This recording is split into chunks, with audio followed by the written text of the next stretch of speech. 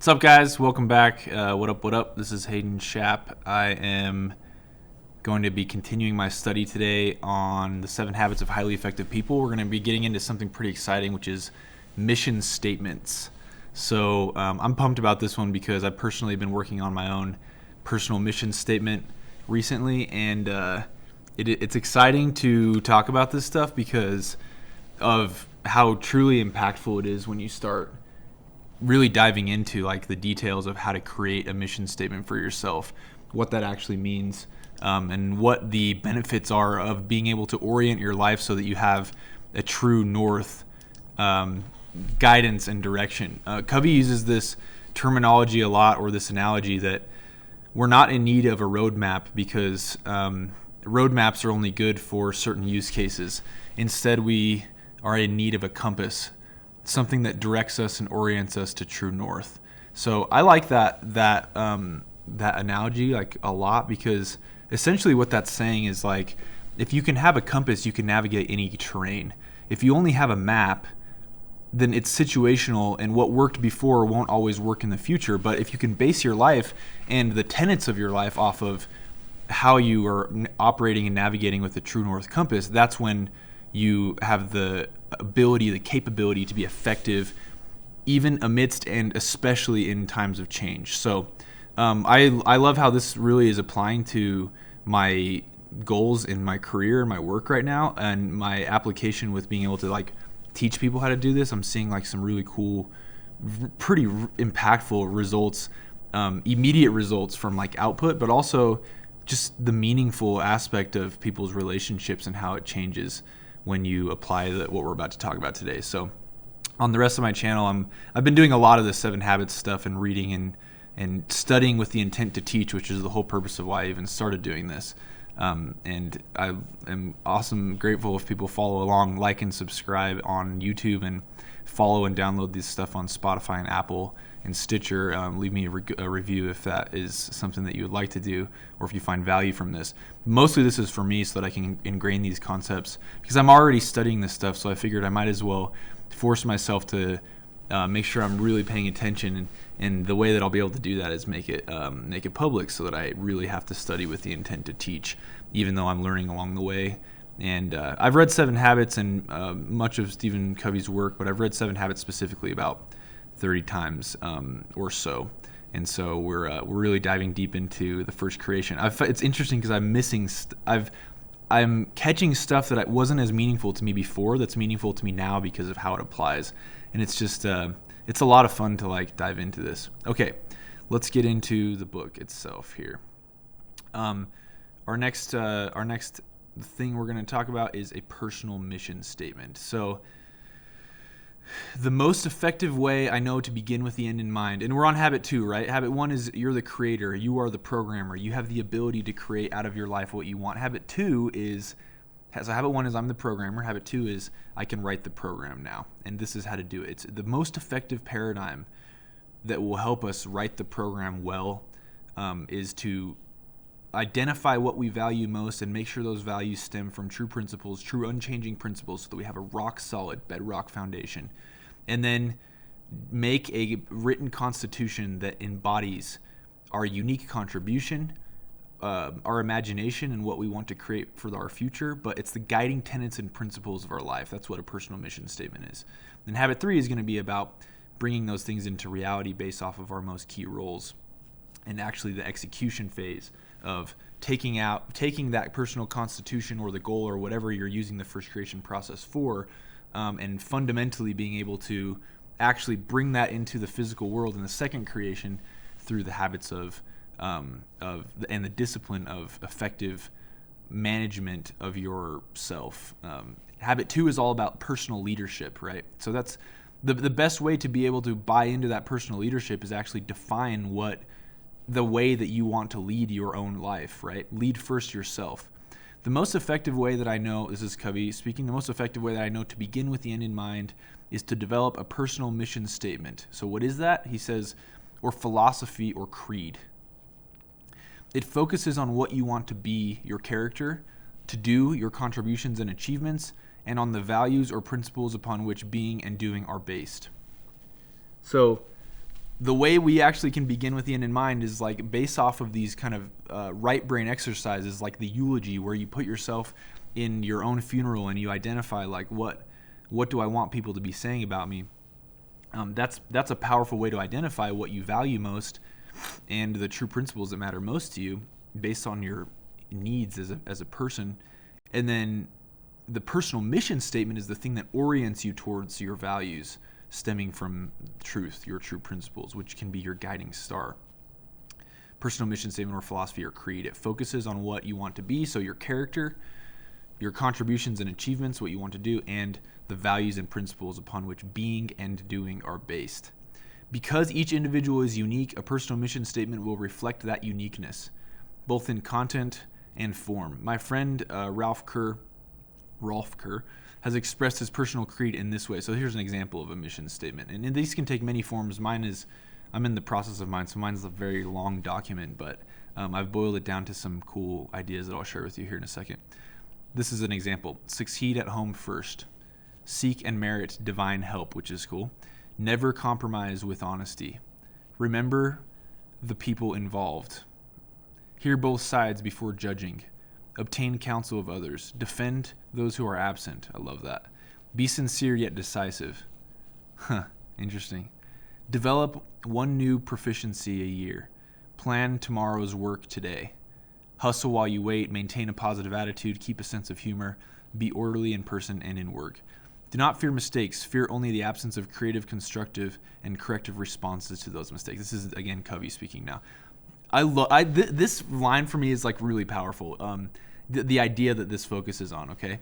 Because this is something that I've really struggled with in the past that I'm actively working on. And as I get better and better at it and I dig myself out of the struggle, the hole of struggling with these concepts, I can see immediate results. It's really fascinating. So listen to this again. Do not fear mistakes. Fear only the absence of creative, constructive, and corrective responses to those mistakes. Facilitate the success of subordinates. Listen twice as much as you speak. Concentrate all abilities and efforts on task at hand, not worrying about the next job or promotion. A woman seeking to balance family and work values has expressed her sense of personal mission differently. So that was just kind of a summary of like some of the interesting ideas of that personal mission statement. Here's another one. I will seek to balance career and family as best I can, since both are important to me. So this is a different structure of a mission statement, right? My home will be a place where I and my family, friends, and guests find joy, comfort, peace, and happiness. I will seek to create a clean and orderly environment, yet livable and comfortable. I will exercise wisdom in what we choose to eat, read, see, and do at home. I especially want to teach my children to love, to learn, and to laugh, and to work and develop their unique talents. I value the rights, freedoms, and responsibilities of a democratic society. I will be concerned and informed citizen. And then she explains many different things here. So one, she talks about her home and her family, then her contribution to society, being a self-starting individual that exercises initiative in accomplishing my life's goals. It's really cool. I'll always try to keep myself free from addictive and destructive habits. I'll develop habits that free me from old labels and limits and expand my capabilities and my choices. And then I like this one too. My money will be my servant, not my master. I'll seek financial independence over time. My wants will be subjected to my needs and my means, et cetera, et cetera. You could call a personal mission statement a personal constitution. This concept is really cool because like it's cool to look at examples of a personal mission statement, but as Covey always says, we should veer away from practices and focus more on principles. Principles only help identify the key practices that have worked in the past based on those principles. But I always found myself getting boxed into wanting to like copy someone else's mission statement because I didn't really know what to do or where to start. And I'll share this interesting example. So every year for work, since I've been a leader in our company, the founder of our company and the owner that I work with directly, part of our leadership program, an integral part of the leadership development program is before we go do our leadership retreat. So we have the sales season, then we go to this leadership retreat in Hawaii, which is a lot of fun. But in preparation for that leadership retreat, they've always had us, and now I have my the people that I work with, bring to that leadership retreat a rough draft of your mission statement and then a rough draft of your first creation goals for the following sales season. And at first, when I started doing this and I first started reading 7 Habits, I didn't really understand that assignment. So I'm thinking to myself, like, okay, is this a mission statement for how I'm going to be a team leader of a sales org or a manager? Is that what the mission statement is for? And I'm like, okay, but what about my mission statement for like my family? Or what about as a brother or a son? What about my mission statement for my church service or my community service? What about my mission statement for my long-term career? Because I don't even know if this is something I'm doing long-term. All these thoughts rolling around in my mind, very confused about the fact that, like, what is this mission statement for specifically? Tell me the application of the mission statement, right? So that I can write, what do I want to be as a team leader for my sales org?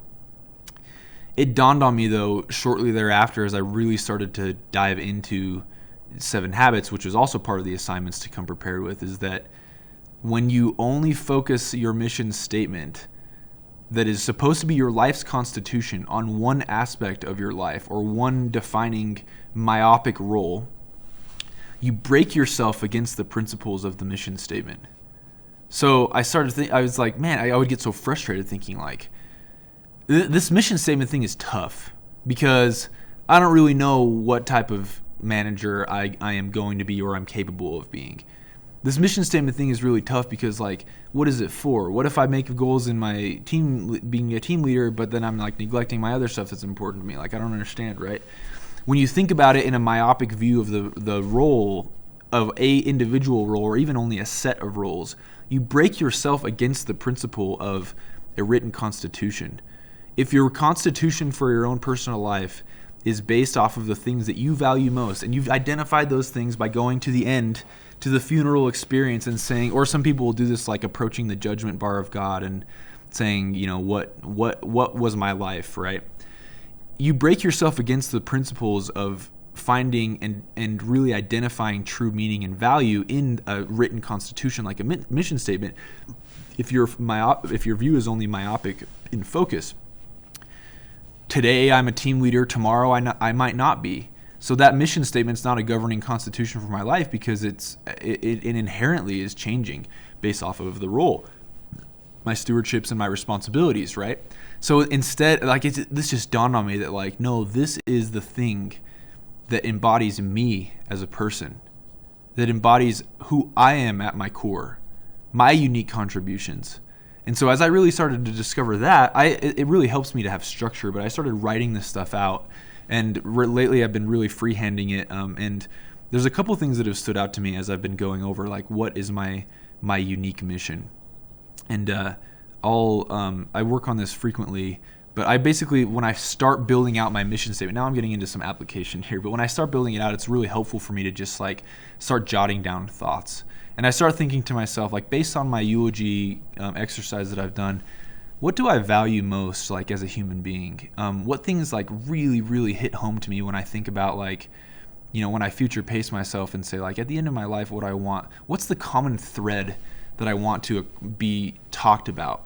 And then I go and apply that to aspects of my life and say, like, well, I want to be the type of person that always makes decisions in favor of long-term results at the expense of any short-term gain that might exist. So, like, the way that I view this, and this is part of the notes that I've taken as I've been ever forming my mission statement, is like, Hayden, you're always in the Marshmallow Test. So every choice you make, imagine you're in the Marshmallow Test. Are you going to take the marshmallow now, or are you going to choose to delay gratification to take it later? Something really cool that I heard Jordan Peterson say the other day. He was doing his podcast and he was riffing on this idea of why he hates confrontation. So he's like, I hate confrontation. I love listening to Jordan Peterson because he's, like, philosophizing with you while he's speaking, which is so cool. And I'm trying to actually practice that actively as I do stuff like this. But anyway, he said, why I hate confrontation is because if I don't engage in confrontation now, if confrontation is at my doorstep, then that confrontation is going to have the chance to go gather the mob to be at my doorstep later. So I would rather, he goes, I hate it. I'm so uncomfortable in confrontation. It's very stressful for me. I'm I want to be a peaceful, like, diplomatic person, but I would rather choose to engage in the healthy confrontation that approaches me now to fight those battles now and resolve them rather than waiting for them to be delayed because they will just grow. So then he uses this analogy called the dragon's lair, right? So he says, slay the dragon while it's in its lair so that it doesn't get out and start burning down your city. When the dragon starts to burn down your city, that's not the time to slay the dragon. The time to slay the dragon is while it's in its lair. Choose to go fight your battles early rather than waiting for your battles to come to you. And so then he's riffing on this idea, right? And here's where this really comes to a head, his like real brilliance. He said, the reason why it's important to approach confrontation when it's at your doorstep now is because, and follow me here, this is really impactful, confrontation delayed is confrontation multiplied. Did you catch that? Confrontation delayed is confrontation multiplied. As he's saying this, all these dots in my mind started connecting to some theories and ideas that I've had about this marshmallow test idea, because I've been thinking this for a long time and just imagining like, Hayden, you're always in the marshmallow test. So satisfaction delayed is satisfaction multiplied, always. And I believe that this pain-pleasure relationship has an inverse relationship to the quantity and the depth of pain. I also believe that any type of contrasting principle has that's like that, pain versus pleasure, risk versus reward. It always has kind of this multiplying effect whenever it's delayed. So if I take confrontation now to solve a problem that's principle centered, then that mitigates my confrontation later and actually multiplies my peace later, right? If I discipline myself to win with myself first, that will multiply my ability to impact others later. But if I don't discipline myself to win first with myself, I actually run the risk of being a dangerous human being when leading others if I'm ever in a situation, because the things that I might be leading them to do might actually result in their detriment multiplied later. And you see how that has an inverse relationship. So for all this is coming to a head for me personally, in the sense that like my personal mission statement, that's one of the concepts that I've really latched onto, is like, when I'm not this person right now, and I haven't been in the past, but what I would like to be, and the thing that I value most, is I value making short-term sacrifices, bargaining with the future for long-term gains. I value disciplining myself in the now in order to experience peace and satisfaction and meaning in the long term. I value making decisions in favor of long-term results. I value getting rich slow and stably. Although it might not, the principles as you apply them, and I'm talking about relative to what I want in the long term. I value the long-term wealth rather than the short-term riches.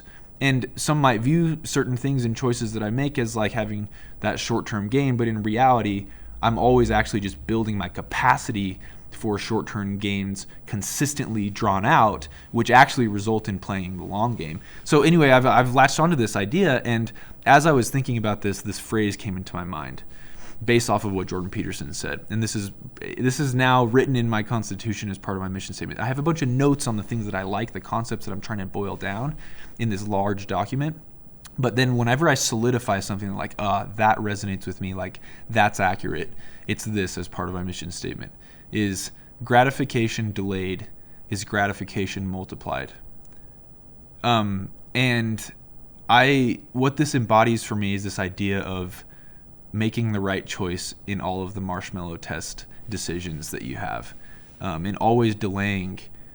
And any time that I'm shortcutting natural processes in order to favor efficiency or in order to favor short-term gains, I'm always making a sacrifice in the long-term production ability. Another part of my mission statement has to do with building my capacities rather than focusing only on short-term results, or building my capacities rather than focusing on production. So increasing my production capacity rather than only focusing on my production, and having that I live in balance, not in time, but balance in purpose in the roles that are most favorable to me. That I attempt to set expectations with the ones I care about and that I love, as opposed to just neglecting them in favor of being too busy. that I'm never too busy to, at the very least, set expectations in how what I'm doing benefits the people that I love and care about the most. So those are just some examples of the things that have been rolling around in my head as I've been really like diving into this. Some of the other things that I've been writing down in my mission statement is like, what type of teacher do I want to be?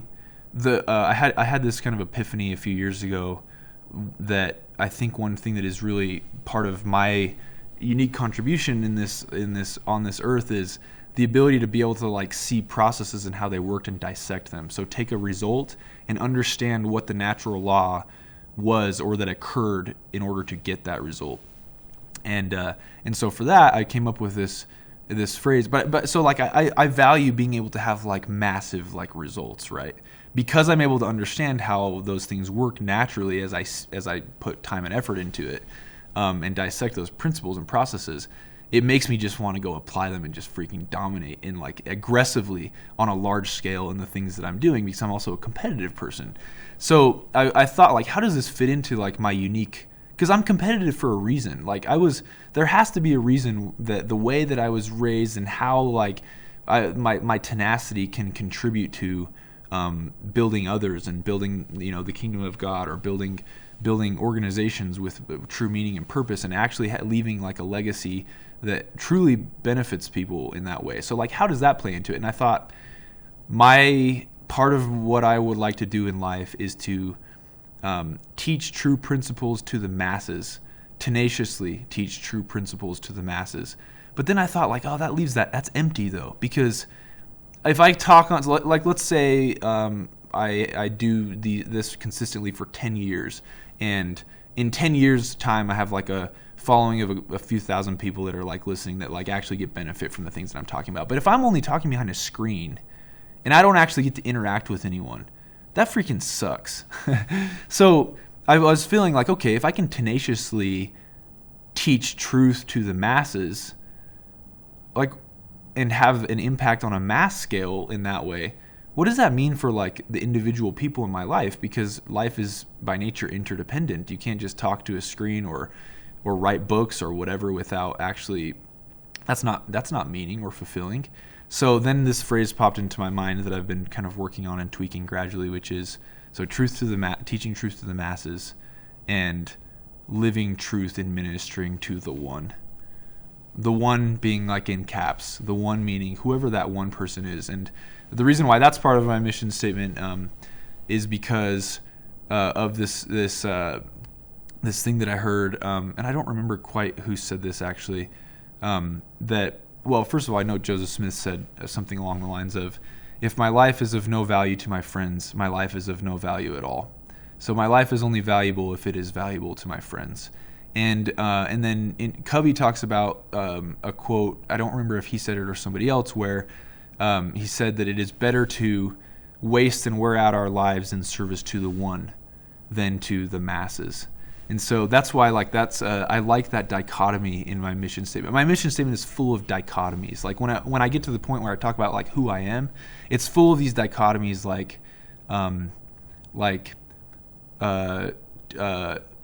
tenacious yet kind, or tenacious yet patient, or aggressive yet meek. It's like these. I have a whole list of them. Reliant yet independent, reliant on God, reliant on the people I love and care about yet independent, fierce yet kind, bold yet calm, tenacious yet compassionate, relentless yet empathic. So I have a bunch of dichotomies listed out that are important to me there. But as I think about the things that I care about most, it always boils down to these attributes. So my unique contribution, what I want to actually do in my life that is meaningful and truly like beneficial, that like if I don't go do that for people, at least if I don't labor and attempt to do that for people, who else will? Because of who I am personally, no one is me. So that means I have unique gifts that I can go contribute to others, right? And the same thing when like other people are building out their mission statements. It's super important to first identify like what is your unique role. If you gun to your head had to tell somebody what's my unique role on this earth, what would you say?